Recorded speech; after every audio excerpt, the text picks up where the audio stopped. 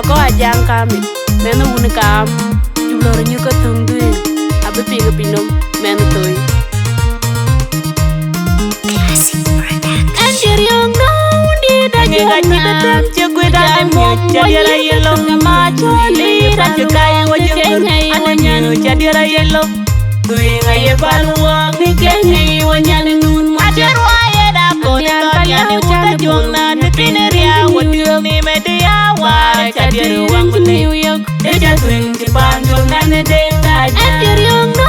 di da nyanga chegweda mo chadira yelo ma choli da chukai wajung ananyu chadira yelo tuinga ye balwa ni kenyi wanyane nun ma cherwa ye da ko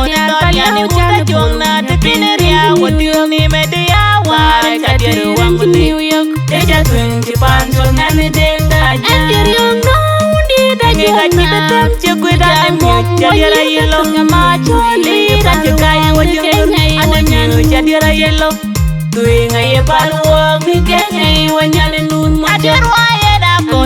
ya ni uta jongna de pineria wodio ni media wa chadira wangu New York eja twinti panjol nane denga aja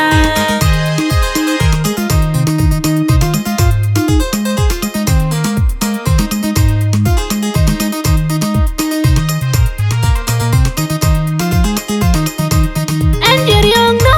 di da nyanga chegweda mo chadira yelo ma choli da chukai wajung ananyu chadira yelo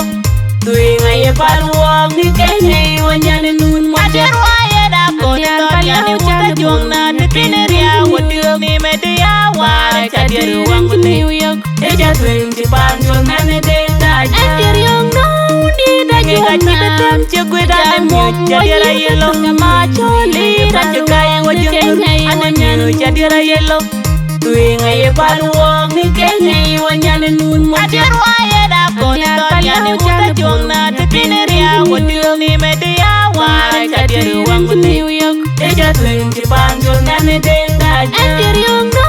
di da nyanga chegweda mo chadira yelo ma choli da chukai wajung ananyu chadira yelo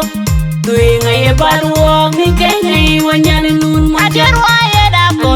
ya ni uta jongna de pineria wodio ni media wa chadira wangu New York eja twinti panjol nane denga aja